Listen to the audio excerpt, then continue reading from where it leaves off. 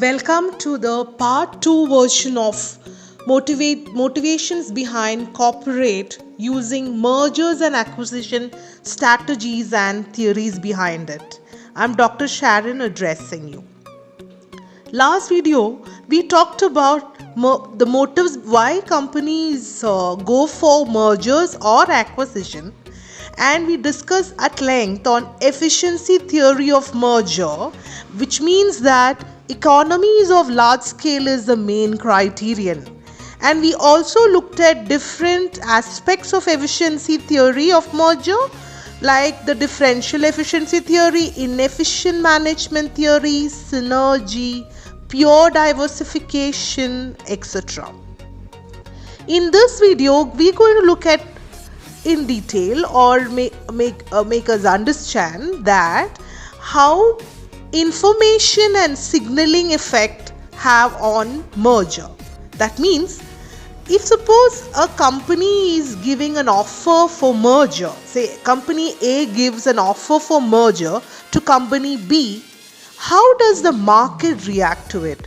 If that news is informed or the market comes to know about it, how the investors behave, how the stock price behave for a offering company, acquiring company, and to be acquired company. So tender for offer, how signaling effect happens. Let's have a look at that.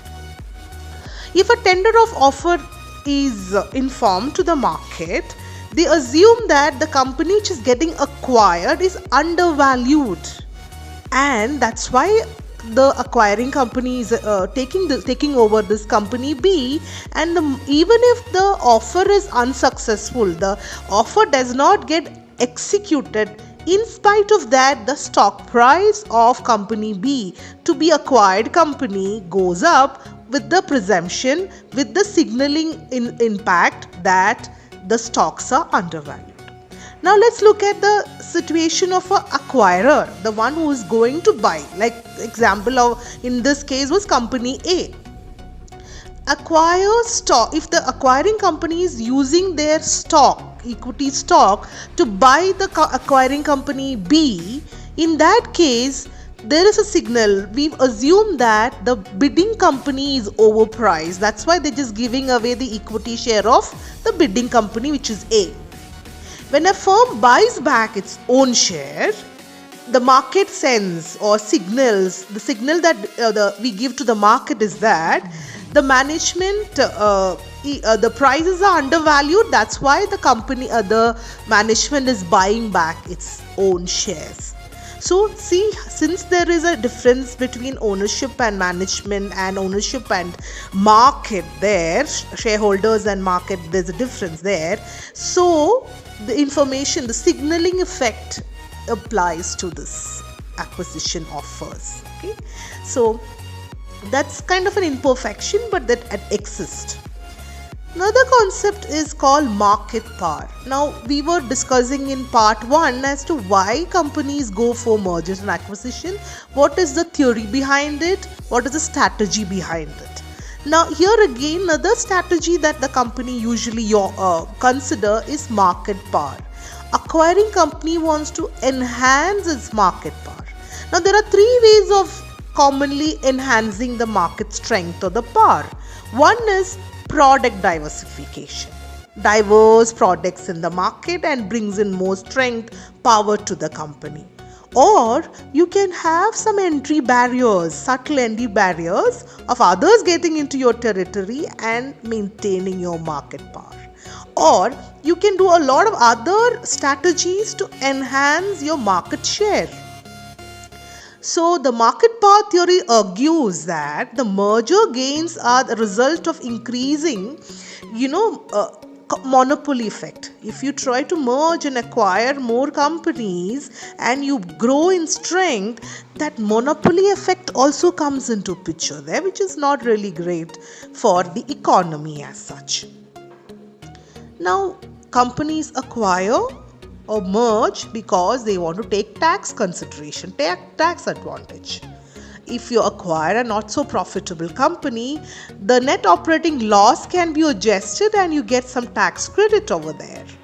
Then you also can have a setup asset bias. That means if you're acquiring a company, then your assets are revalued as per market and your depreciation rate may go up. And so because there's a difference in old depreciation and the new, net of net your cash flow, because cash flow is your profit after tax plus depreciation, right? So if the depreciation component goes up, your cash flow also technically goes up. So it becomes an advantage for the acquiring company, and that's why you call it set up asset basis.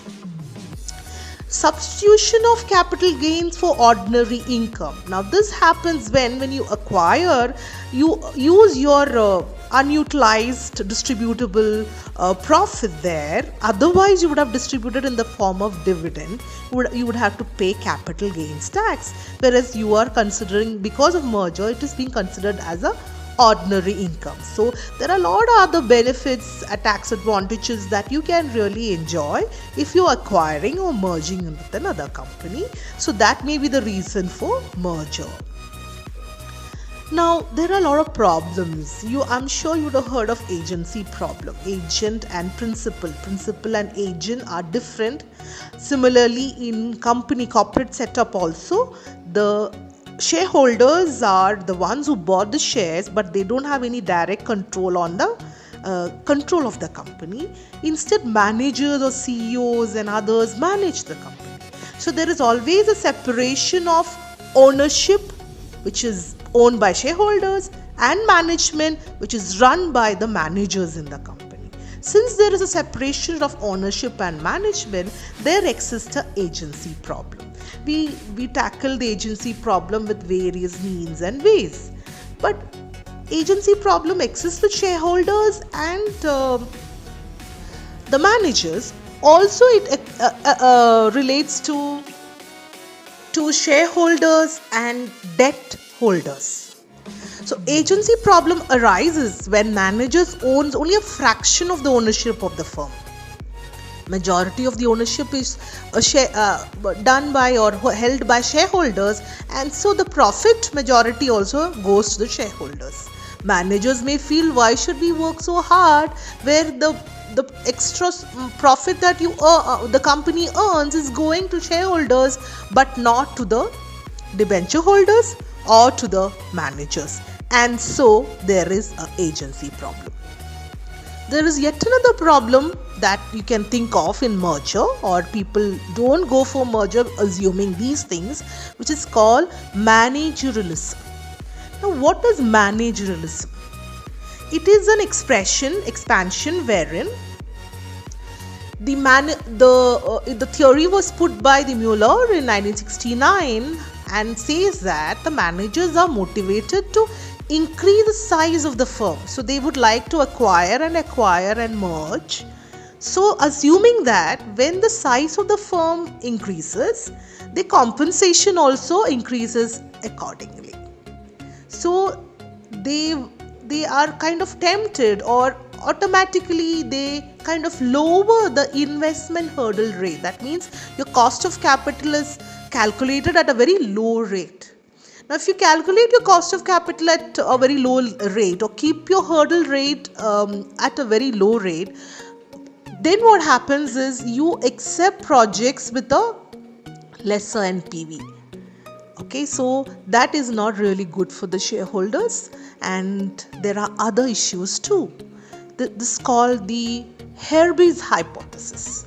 It says that managers seeks to acquire firm for their own personal motive, may not be for the economic gain. So they have some other motives behind it because they feel this agency problem exists and it is going to benefit shareholders more than themselves. Another issue with merger, or when these problems when you list out, is free cash flow hypothesis. Free cash flow means what? After paying all the long-term providers fund like equity, debenture holders and all that, free cash flow, the cash flow in excess of the amount required to fund the other projects. So all the expenses and the providers of long-term fund money is being given. The remaining is to be returned to the shareholders. However, Returning will reduce the amount of money that is there under control of the management, the manager, and he feels as if he is reducing his power. So he may go sort out for a free cash flow hypothesis and don't give out to the shareholder and merge with or acquire a few new companies. Another aspect is called value increase by redistribution. Redistribution among shareholders is the main source of value increase in merger. But this is not it. Shareholders get benefited because of merger, but stakeholders like the bondholders does not really get a better advantage.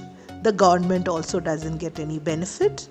The organized laborers doesn't get any gain. So they may not be very much interested in a merger or an acquisition in this case. So you really have to motivate them, bring in a lot of other manage practices to ensure these issues are reduced. So about the concepts of motive behind corporate using mergers and acquisition strategies, and here, thank you.